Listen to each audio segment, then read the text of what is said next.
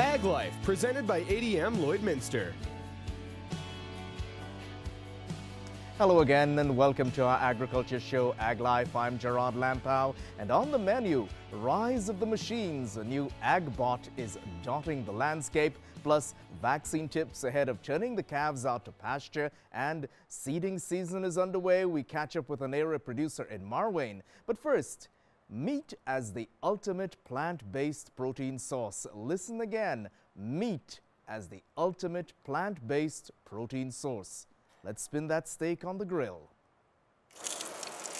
A good sizzling steak is the ultimate summer treat, loaded with all the protein your body needs. Dr. Bergen helps evaluate science so beef producers can make the best research funding decisions. Consumer tastes are being influenced by concern about the environment and meat production from livestock. We have one of the lowest greenhouse gas footprints per kilogram of beef of any country in the world. And in fact, in Canada, beef accounts for less than 2.5% of Canada's total greenhouse gas production. And just for comparison, transportation's at 28%. Canadian beef contributes less than 0.05% to global greenhouse gas. Improved production over the last 30 years has brought emissions down by 15% for Canadian beef, but consumers are looking for plant-based options to get their protein. Beef is turning up the heat, saying that it's the ultimate plant-based protein. And what cattle can do is eat that grass, digest it, and turn it into nutrient-dense, really high-quality protein source that humans can use and digest for the benefit of their health. And at the same time, the beef industry and beef cattle and the rangelands they exist on provide significant environmental benefits on a really endangered ecosystem. The cattle industry uses land that has no other agriculture value and in the process provides grazing practices that actually build the land and limit grass fires. There are about 9 amino acids which humans need that our body does not manufacture. Meat is a one-stop shop to get these amino acids. It contains all 9 of those essential amino acids, and it contains them in the right proportions that we need in our diet. So you can get all of those essential amino acids from a plant-based diet. It's possible, but you need to mix and match things to do that. And what we're saying is that if you're eating meat, you don't have to. You will be eating a lot more plants to get the same amount of nutrients that you will get from one serving of beef. Some people suffer from a lack of iron. Beef is high in iron, zinc, and vitamin B12. These are all essential for body functions, especially dealing with anemia. The beef industry accounts for 1/3 of Canada's agriculture land, but that ecosystem provides a habitat for 2/3 of Canada's wildlife. Supporting beef is actually protecting the Canadian prairies. Your grandma was probably right. Don't overindulge, but don't deny yourself. Beef's a healthy part of a balanced diet. And the word that we've been saying so far, balanced diet. Well, let's check in with Alberta Canola as they're teasing about the 5th annual Canola Palooza in Lakeland on June 26th.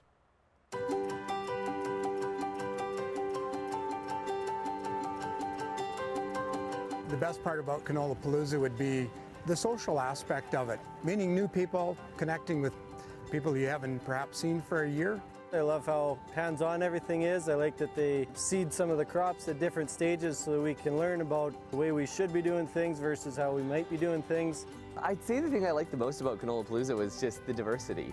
There's a lot of different booths here and a lot of people who know quite a bit about their respective fields. Lots of machinery demonstrations, there's food trucks. If there's any kind of question you have in canola, there's people here to answer your questions. Definitely come out, especially if you haven't been before. I love Canola Palooza. Canola Palooza is a great time.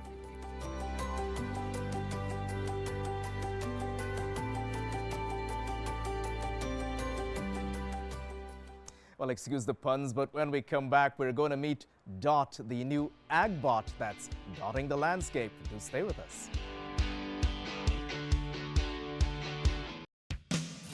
This segment of Ag Life is brought to you by Webb's Machinery. Webb's Machinery, your New Holland dealer in Vermilion, Vegreville, and Lamont.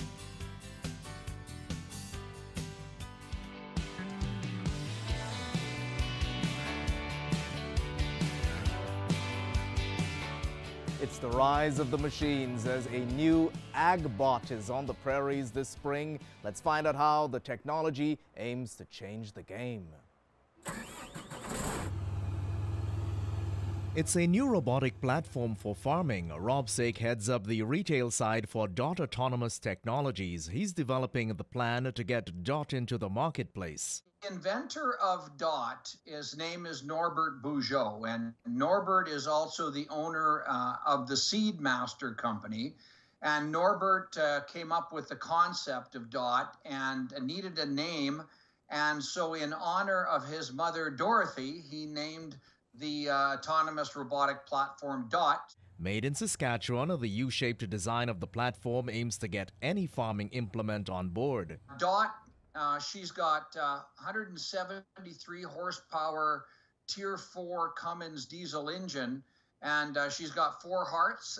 So Dot's got 4 hydraulic engines, 2 for the 4 independent hydrostatic wheels that drive Dot, and 2 for the Dot-ready implements that would be attached to Dot. The marketing plan is already up and running. We have farmers that are going into seeding this year with Dot and the Seedmaster unit. So the current seeding configuration is a Dot platform coupled with a 30-foot single rank 300 bushel Seedmaster air drill. Dot also has a sprayer and a spin spreader for fertilizer. With 16 variable rate sections, so it'll open up more capabilities. And Dot also has a grain cart, and Seedmaster is also prototyped a land roller. The ag landscape is changing as Dot comes on stream. The platform itself is currently retailing for $260,000 US.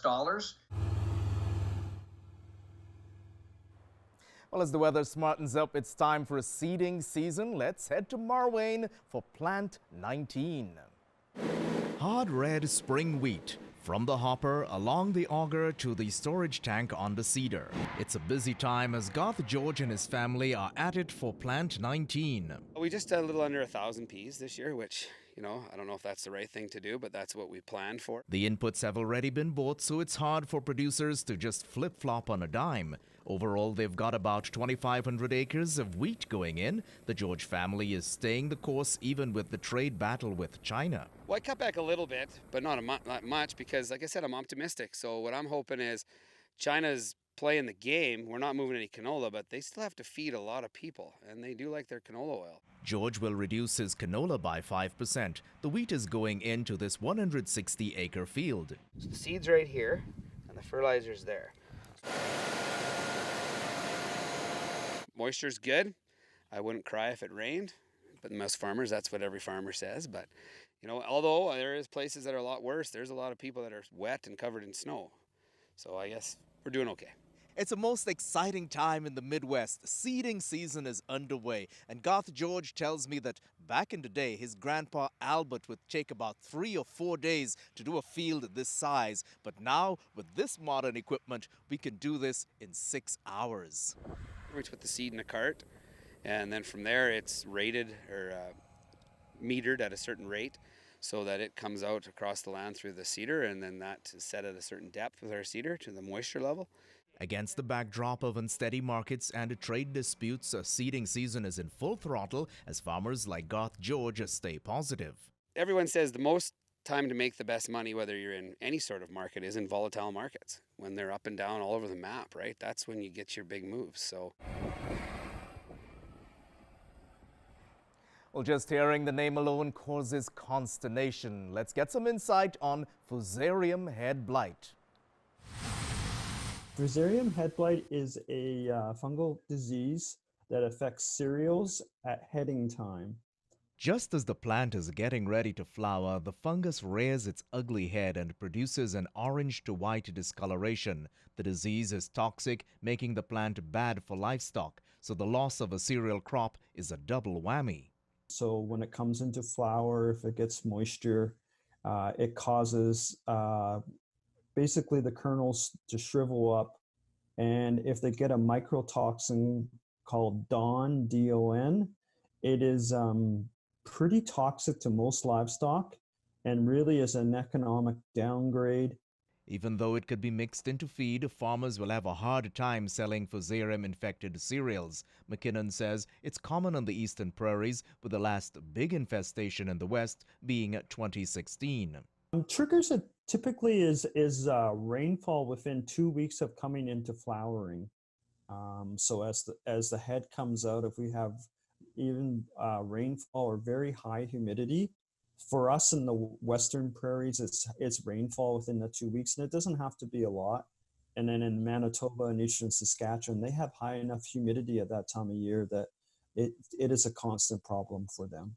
Clean seed and seed treatments, good rotations, scouting the fields, and fungicide application are some of the management tools as producers seek to protect their wheat, barley, and oats. McKinnon says canola, peas, flax, and mustard are great crops to have in the rotation. We really can't let our guard down. Fusarium, once contracted, lives in the soil, and with the right conditions, it can cause producers heartache. Once it shows up at harvest time, it's too late.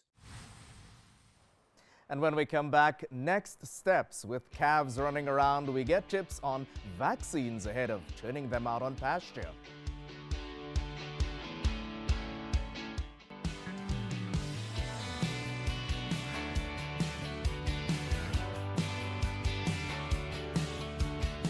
And thanks again for choosing Ag Life. With furry little bovines on the ground, the next steps include vaccines before heading out to pasture. It's time for some tips. Calves are on the ground, most of the snow is gone, and so far so good as calving season is off to a solid start. Dr. Nathan Erickson at the Western College of Veterinary Medicine wants producers to be on top of their game as they get into spring vaccines. Vaccination will not prevent all disease. Vaccine will provide improved immunity for your animals, which can be seen as having less numbers of cases of disease, reduced severity of disease, and then also a quicker recovery from disease as well. Controlling the effects of disease is better than having a wreck in your newborns. Still, there are persistent bugs around. We definitely still have problems with clostridial diseases such as black leg in our calves, and I have seen outbreaks even as recently as last fall of black leg in non-vaccinated herds. So vaccinating calves for clostridial disease with a 7 or an 8-way vaccine will definitely reduce that risk. Erickson also stresses vaccinations as calves undergo various medical procedures. Also, if we're castrating our calves or even dehorning, we want to make sure that we are vaccinating them with tetanus as well. Erickson reminds producers of where vaccines are to be administered on livestock. So if the vaccine says to inject under the skin, subcutaneous, or in the muscle, intramuscular, we want to make sure that we're doing that properly. And then if we're injecting them with a subcutaneous or an intramuscular, we want to make sure that we're giving that vaccine or injecting that vaccine in the neck. For nasal vaccines, Erickson says, make sure to apply to the nostrils of the animal and not in the neck. The effective use of vaccines begins with proper handling and storage. Vaccines should be stored in the middle shelves of the refrigerator. That is the area where there is the most consistent temperature. In the doors, produce drawers, closer to freezer compartments, or top shelves or near the vent in the refrigerators. Those are areas where there's less consistent temperatures. Also, when we're using the vaccines, that we're keeping them on ice packs, or if it's a colder time of year, warm enough as well so they don't freeze. With a live vaccine, the final tip is to watch the clock. As soon as a modified live vaccine has been mixed, you only have 1 to 2 hours to use up that vaccine, so storage of the vaccine is not good after it's mixed. Well, this next segment comes to us from Lakeland College. The student-managed farm at Lakeland College is run exactly like a business. Now, last fall, the students faced the same challenges as all other producers to get that crop in the bin. And the seeding season is, well, it's really ramping up. Let's look back at these images from last year's harvest and reflect that the harvest is the ultimate goal for producers. And for these students, it's a business, but it's also their big exam.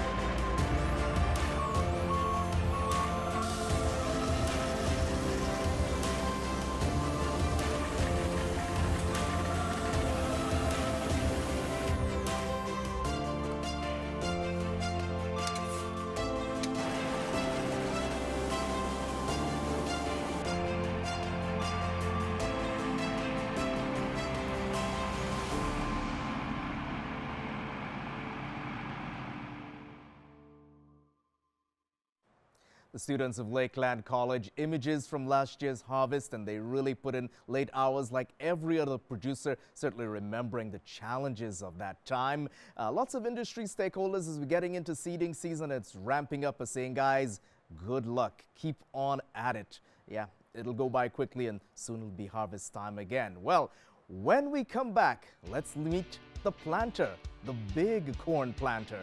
Do stay with us.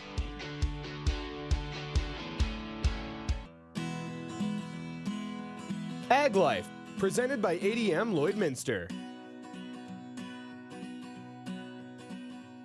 Well, here's another example of how technology is changing the game. I get up close and personal with the big planter. This is our Horch Maestro.